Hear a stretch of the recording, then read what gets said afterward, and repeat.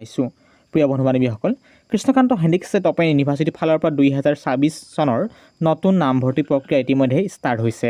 তাৰে মাজতে গুৰুত্বপূৰ্ণ নতুন প্ৰথমবাৰৰ বাবে কৃষ্ণকান্ত হেণ্ডিক্সেট অপেন ইউনিভাৰ্চিটিত বিজ্ঞান শাখাত 2টা বিষয়ত নামভৰ্তি ইতিমধ্যে আৰম্ভ হৈছে। মাষ্টাৰ ডিগ্ৰী লেভেলত কি বিষয়ত আপোনালোকে বিজ্ঞান শাখাত নামভৰ্তি ল'ব পাৰিব আৰু তাৰ সময়সীমা কিমান বা এপ্লাই প্ৰক্ৰিয়া ষ্টাৰ্ট হৈছে নেকি, তাৰ চিট কেপাচিটি কিমান, সকলোখিনি জনাবলৈ চেষ্টা কৰিছোঁ। গতিকে অনুৰোধ কৰিছোঁ প্লিজ ভিডিঅ'টো লৰালৰি কৰি চাব আৰু লগতে এই ভিডিঅ'টি আপোনাৰ প্ৰিয় বন্ধুলৈ শ্বেয়াৰ কৰিব সেইসকললৈ যিসকলে ছায়েন্স স্ট্ৰীমত পঢ়িবলৈ অধীৰ অপেক্ষাৰে ৰখি আছে।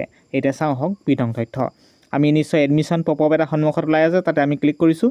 এডমিশ্যন ফৰ জুলাই 2026 ছেশ্যন যিহেতু, তাত চিম্পলি ক্লিক কৰিব। তাত ক্লিক কৰি দিয়াৰ লগে লগে আপুনি ডাইৰেক্ট এডমিশ্যন পৰ্টেলৰ ভিতৰত সোমাই পৰিব।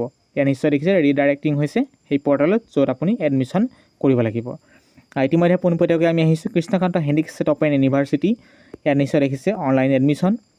ইয়াত স্পষ্টকৈ লিখা হৈছে নিউলি লঞ্চড প্ৰগ্ৰেম। গতিকে নতুনকৈ লঞ্চ হোৱা প্ৰগ্ৰেম হৈছে মাষ্টাৰ ডিগ্ৰী ছায়েন্স স্ট্ৰীম, যিহেতু প্ৰথমবাৰৰ বাবে KKHSত আহিছে। কাহানিও নাছিল বিষয়টো, গতিকে প্ৰথমবাৰৰ বাবে আহিছে। সেয়া হৈছে MSc ইন ফিজিক্স। তাৰ কোৱালিফিকেশ্যন মই আকৌ কৈছোঁ, graduate with BSc degree having physics as either in the major or minor discipline in her UG program from any university recognized by UGC অথবা science graduates after successfully completed the 3rd year of the 4th year undergraduate program FYGP having physics as a subject in her UG program for and UG recognized university। অৰ্থাৎ আপোনালোকৰ degree কৰা হ'ব লাগিব আৰু physics subject থাকিব লাগিব, অথবা আপোনালোকৰ 3 বছৰীয়া হ'ব পাৰে, 4 বছৰীয়া হ'ব পাৰে, এনিৱান হ'লে হয়। আৰু যিখিনি কোৱালিফিকেশ্যন যিকোনো মিলিলে আপুনি MSc ইন ফিজিক্সত সুন্দৰকৈ আবেদন কৰিব পাৰিব। ইতিমধ্যে এপ্লাই প্ৰক্ৰিয়া ষ্টাৰ্ট হৈছে। গতিকে ইয়াৰ ছেমিষ্টাৰ যদি চাওঁ, 4th ছেমিষ্টাৰ, 4টা ছেমিষ্টাৰ। ইয়াৰ সময় হৈছে 2 বছৰীয়া আৰু মেক্সিমাম সময় হৈছে 4 বছৰীয়া। আৰু ইয়াৰ ফাৰ্ষ্ট ছেমিষ্টাৰ যদি 1 ছেমিষ্টাৰ ফিজ আপুনি দিব লাগিব এডমিশ্যন কৰাৰ সময়ত 9,930 টকা, 9,930 ৰুপিজ। এপ্লাই নাও বটনত ক্লিক কৰি এপ্লাই প্ৰক্ৰিয়ালৈ যাব পাৰিব। আৰু আপোনালোকে যিমান পাৰে সিমান সোনকালে নামভৰ্তি কৰিব লাগিব। ইয়াৰ চিট কেপাচিটি কিমান সেইটো জনাই দিছোঁ আৰু কোনটো ষ্টাডি চেণ্টাৰত ইয়াত ৰখা হৈছে। যিহেতু নতুন প্ৰগ্ৰেম হয়, অল অভাৰ অসমত আপুনি এই ষ্টাডি চেণ্টাৰ ছাবজেক্ট অনুযায়ী নাপাব, অৰ্থাৎ ছায়েন্স স্ট্ৰীমৰ বিশেষকৈ ছায়েন্স স্ট্ৰীমৰ। সেইবাবে আপোনালোকক কৈছোঁ, ইয়াত স্পষ্টকৈ উল্লেখ কৰা হৈছে at present this programme is offered exclusively through a single study center located in the Kamrup Metro District at the University Khanapara campus. Center code 1500.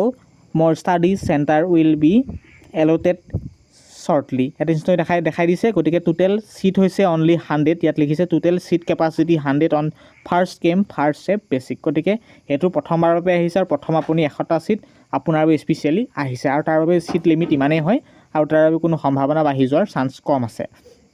ঠিক সেইদৰে আমি যদি চাব বিচাৰিছোঁ MSc ইন কেমেষ্ট্ৰি, একেখিনি কথাই উল্লেখ কৰিছে। এলিজিবিলিটি ক্ৰাইটেৰিয়া একেখিনিয়ে কথা।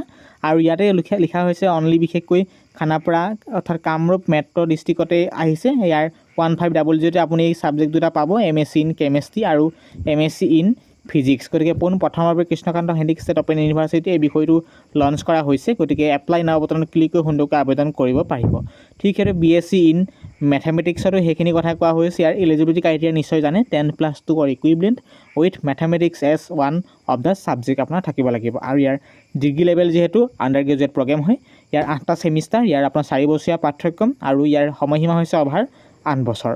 আৰু ইয়াৰ পে'মেণ্ট অৰ্থাৎ আপুনি এডমিশ্যন কৰাৰ সময়ত 3,950 ৰুপিজ এপ্লাই নাও বটন ক্লিক কৰি এডমিশ্যনৰ সময়ত পে'মেণ্ট কৰিব লাগিব।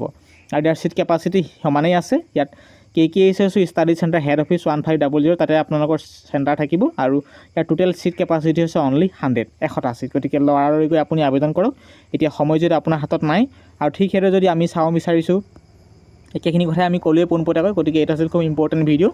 যিসকল কেণ্ডিডেটে অধীৰ অপেক্ষাৰে তেখেতলোকে ডিগ্ৰী ছায়েন্সত বা মাষ্টাৰ ডিগ্ৰী ছায়েন্সত কৰিবলৈ অধীৰ অপেক্ষাৰে ৰখি আছিল, সেয়া যদি আপোনালোকে MSc ইন কেমেষ্ট্ৰি বা আপুনি যদি ভাবিছে ফিজিক্সত লওঁ, বহু দিনৰ পৰা আশাৰে বাট চাই আছিল, য'ত কিছুমান কেণ্ডিডেটৰ সপোন থাকে, য'ত নেকি তেওঁ ছায়েন্সত তেখেতলোকৰ ফিজিক্স বা কেমেষ্ট্ৰি পঢ়িবলৈ ইচ্ছা থাকে, অৰ্থাৎ তেখেতলোকে ৰেগুলাৰ কোৰ্চৰ যাব নোৱাৰে বা তেখেতলোক ঘৰুৱা কাৰণবশতঃ বা তেখেতলোকৰ চৰকাৰী চাকৰিৰ ক্ষেত্ৰত অন্যান্য কাৰণবশতঃ ৰেগুলাৰ কোৰ্চ কৰিব নোৱাৰে, সেইবাবে কৃষ্ণকান্ত হেণ্ডিকেষ্ট অপেন ইউনিভাৰ্চিটিৰ ফালৰ পৰা অতি সুবৰ্ণ আৰু সোণালী সুযোগ আহি পৰিছে। যদি এই সুযোগটো লাগে কেতিয়াও নাপাহৰিব, নেহেৰুৱাব, অনতি পলমে এতিয়াই আবেদন কৰক, কাৰণ ইয়াৰ ছিট কেপাচিটি হৈছে অনলি 100টা।